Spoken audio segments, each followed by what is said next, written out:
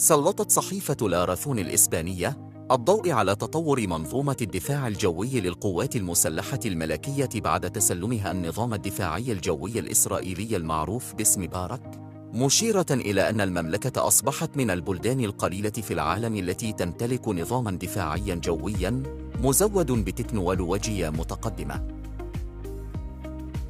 وقالت الصحيفة الإسبانية في تقرير نشرته أمس السبت أن المغرب شرع في تسلم النظام الدفاعي الجوي بارك MX الإسرائيلي وفق ما نشرته صفحة منتدى القوات المسلحة الملكية المغربية، حيث أظهرت صورة تظهر آلية تابعة لهذا للنظام الدفاعي وعليها ألوان الجيش المغربي في أحد القواعد العسكرية بالمغرب.